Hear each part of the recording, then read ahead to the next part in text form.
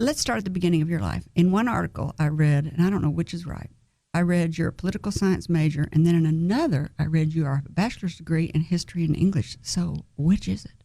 Well, I was a political science major, and then I decided, finishing college is going to be hard, and I love to read. So why don't I finish up with my English literature degree? And it just ended up that I had enough credit to get also a history. So it really was English and history. Oh. Yeah. So you're everything. She's everything? Yeah. Nowhere did I read that you studied journalism. So what were didn't. your plans when you were didn't. What did you think you were going to be when you grew up? Yeah, okay. So this is really embarrassing. But I thought when I was leaving Europe, I went to school in Europe for a while. I thought, gosh, what do I want to be when I finish school? Do I want to work in a bookstore or a record shop? Because, that's such a hard choice, right? At the time, this was 77 or something like that. So those were my great aspirations at that point in time. Then it was just to get a job after I finished school. And Alan Leverett, who at that time had started the Arkansas Times, tricked me into coming to work for him. He was my neighbor in a quadruplex. We lived in the Quapaw Quarter. And he kind of tricked me into coming to work with him at the Arkansas Times. And I made the fourth person on the team. So there were four of us in 1978.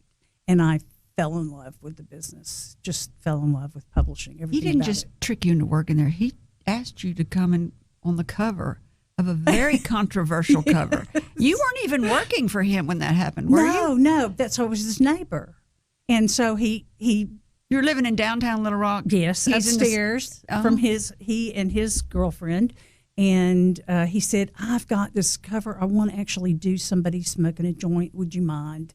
Because I'm the neighbor upstairs. And I said, sure, that'd be great. You didn't think I'm going to get arrested? I mean, it's 1977. People were going to jail for stuff like that. No. It was, and this is what's really funny, Kerry. My mother was so proud of that cover that she had it out on her coffee table. She's in print. She's in print. Can you imagine? I love that so much. Right. Yeah, I thought, I was a little concerned about that, but no, this is my daughter right there. I love your mother, who's still alive. Shout out to Mom if you're listening. What was the article about? It was called Living It Up in High Style was the name of the cover that you were on. Yeah. So what was the article about? Well, in 78, that was at the height of the consumption of marijuana, certainly.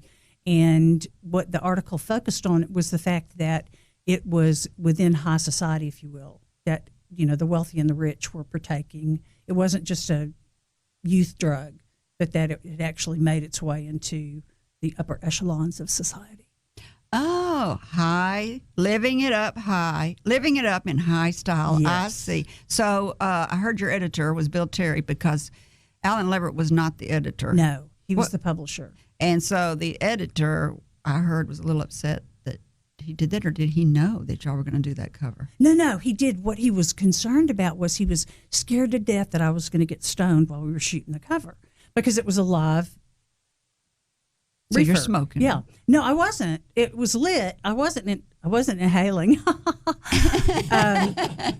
But he was very nervous. Every time we would do some shots, he would take it away from me, because he was afraid I'd get stoned while we were shooting. That was his only concern, I think. Yeah. So then I read where you wanted to go into the Foreign Services aspirations. Yes. But no, actually, I'd forgotten about that. Thank you for reminding me. As I mentioned earlier, I have lost half my brain. Because of my time in Europe, after that time, I decided the Foreign Service would be the coolest thing to do. And my father said, well, you can't go off to D.C. At the time, this was June of 78, and you could only take the Foreign Service exam in December of every year. And he said, you have to save $5,000 before you can move to D.C. And so that's why I started the job. I remember now, I'd forgotten that. Started the job at Arkansas Times. But you also fell in love with publishing at the same time. I did. No, as soon as I started working there, I have to say I hated advertising sales, but I got really good at it because we needed the revenue to do the rest of it. But I loved the publishing business. I loved all the people in the publishing industry. I loved the writers and the designers and I loved print. I loved reading. Arkansas Times at that time was so devoted to having really good quality writers from around the state. And we at that time had just a lot of really great ones with wonderful writing. We actually were doing investigative reporting, very important investigative reporting at that time. So it was a thrill. It was a thrill, and I loved the people. I just loved the people in the publishing industry. If you liked this video, subscribe to our YouTube channel by clicking on the picture of Kerry's face in the center of the screen.